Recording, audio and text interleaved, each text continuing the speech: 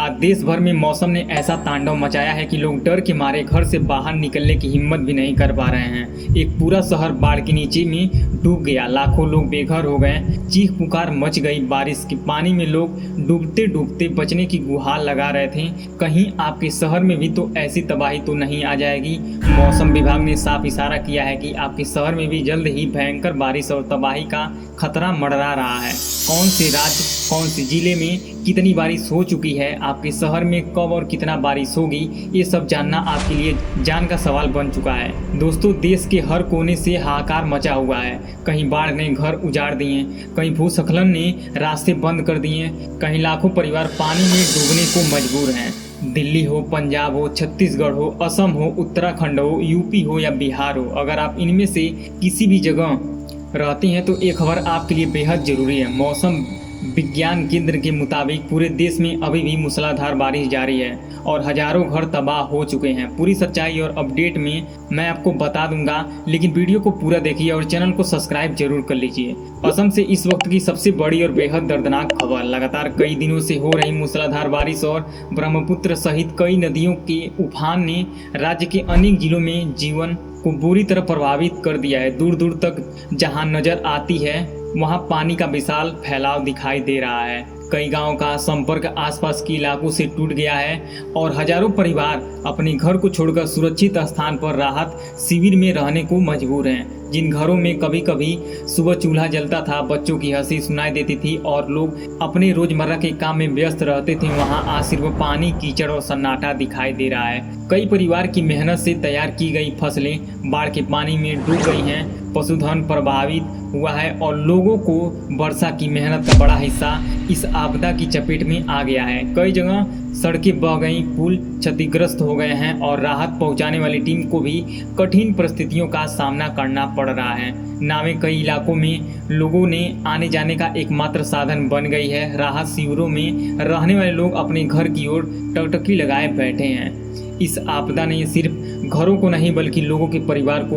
उलट पुलट कर दिया है। सोचिए, एक किसान जिसने पूरी मेहनत से अपनी फसल बोई थी, महीनों तक खेती में पसीना बहाया था, अब अपनी फसल को पानी में डूबते देख रहा है। उसकी साल भर की कमाई एक झटके में खत्म हो गई। छोटे बच्चे जो रोज स्कूल जाते थे आज राहत शिविर में बैठे हैं। उनकी पढ़ाई रुक गई है, उनके खिलौनों पानी में बह गए हैं और उनके चेहरे पर डर साफ दिखाई दे रहा है। महिलाएं जो घर की जिम्मेदारियां संभालती थीं अब परिवार को सुरक्षित रखने की जद्दोजहद में हैं। बुजुर्ग जो अपने घर में आराम से रहना चाहते थे आज नाव पर सवार होकर अनजान जगहों की ओर जा रहे हैं। कई परिवारों के पास सिर्फ वही सामान बचा है जो वे भागते समय ले जा सकें, बाकी सब कुछ पानी की चपेट में आ गया है।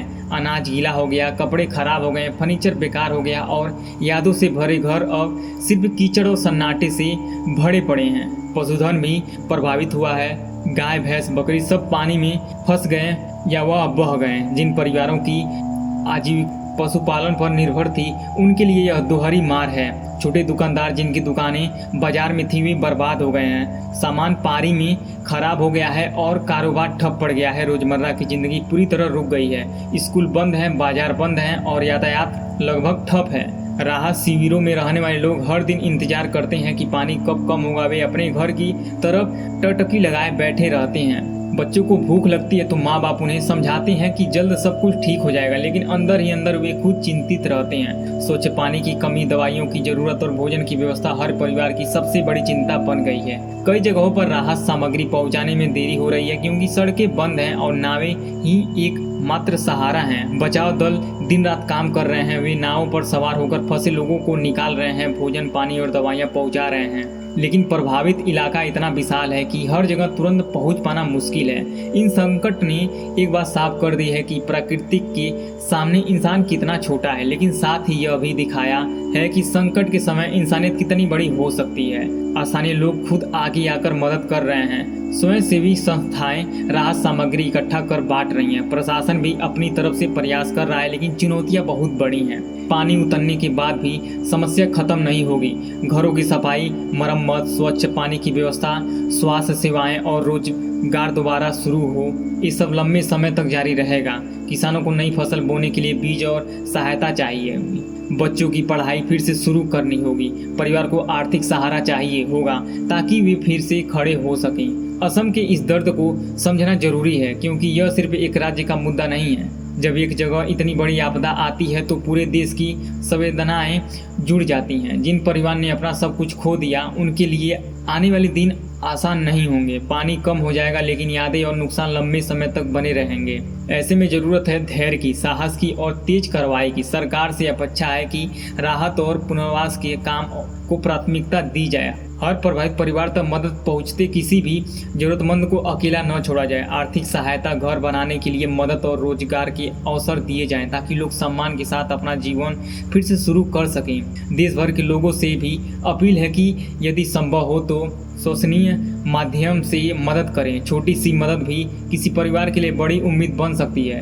कपड़े, अनाज, दवाइयाँ या आर्थिक सहयोग भी दें, वह इस कठिन समय में काम आएगा। याद रखिए, आज असम की बारी है, कल कहीं और हो सकता है। प्रकृति किसी को नहीं छोड़ती, इसलिए एक दूसरे का साथ देना ही असली ताकत है। इस आपदा ने हमें याद दिलाया कि पर्यावरण का संरक्षण कितना जरूरी है। पेड़ों की कटाई, नदियों का अतिक्रमण और जलवायु परिवर्तन, इन सब का असर बाढ़ जैसी आपदाओं में दिखता है। लंबे समय में हमें इन मुद्दों पर भी काम करना होगा, ताकि भविष्य में ऐसी तबाही कम हो। लेकिन अभी सबसे जरूरी है प्रभावित लोगों की मदद। वे इंतजार कर रहे हैं कि हालत सुधरे, वे घर लौट सकें और सामान्य जीवन शुरू कर सकें। उनकी आंखों में उम्मीद है और हमें उस उम्मीद को जिंदा रखना है। दोस्तों, असम की इस आपदा की कहानी यही खत्म नहीं होती, क्योंकि पानी भले ही कुछ दिनों में कम होने लगे, लेकिन उसके पीछे छिपी हुई तबाही लंबे समय तक लोगों के जीवन को प्रभावित करती रहेगी। कल्पना कीजिए, एक माँ जो राहत शिविर में अपने छोटे बच्चों को गोद में लेकर बैठी है।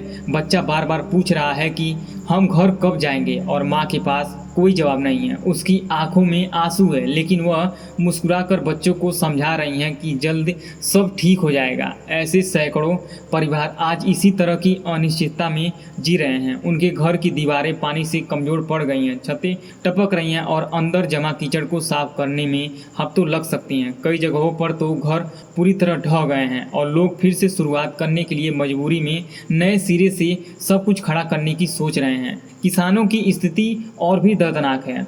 जिन्होंने साल भर की मेहनत से धान की फसल तैयार की थी, वे अब सिर्फ पानी और कीचड़ देख रहे हैं। उनकी उम्मीदें टूट गई हैं, क्योंकि फसल न सिर्फ डूबी बल्कि मिट्टी भी इतना खराब हो गई कि अगली बुआई में भी दिक्कत आएगी। पशुपालन अपने मवेशियों को खो चुके हैं। कुछ परिवारों ने अपनी गाय भैंसों को ऊंचे स्थान पर पहुंचाने की कोशिश की, लेकिन जानवर बह गए या बीमार पड़ गए। छोटे व्यापारियों की दुकानों जो गांव के बाजार में थी, वे भी पानी में डूब गईं।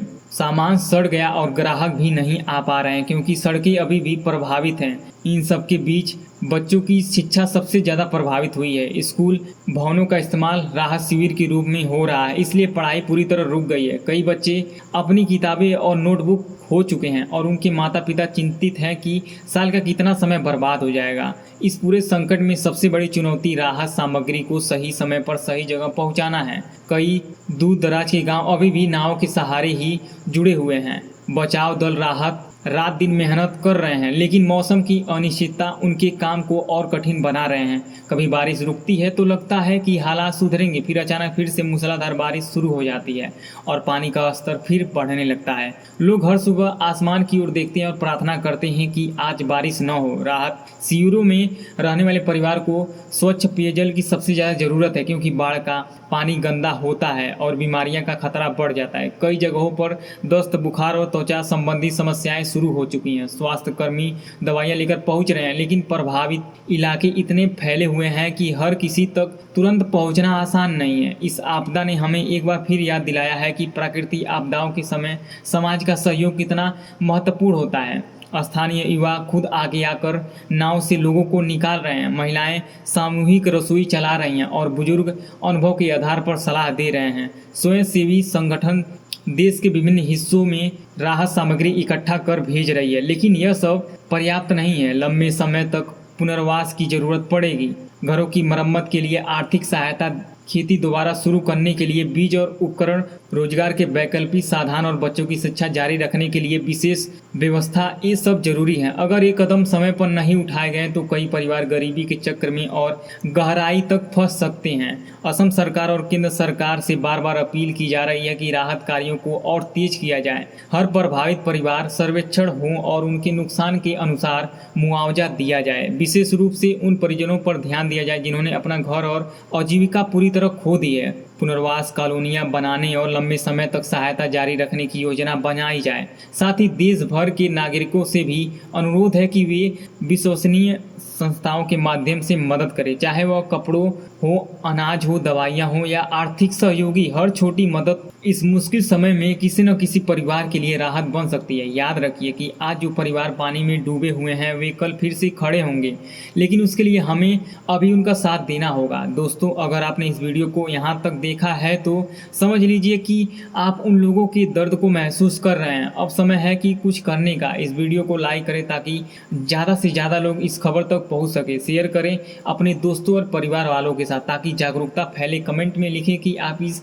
संकट के बारे में क्या सोचते हैं और कैसे मदद कर सकते हैं। और अगर आप अभी तक चैनल को सब्सक्राइब नहीं किए हैं तो अभी कर लीजिए और बेल आइकन दबा दीजिए ताकि ऐसी महत्वपूर्ण खबरें आप तक सबसे पहले पहुंचती रहे।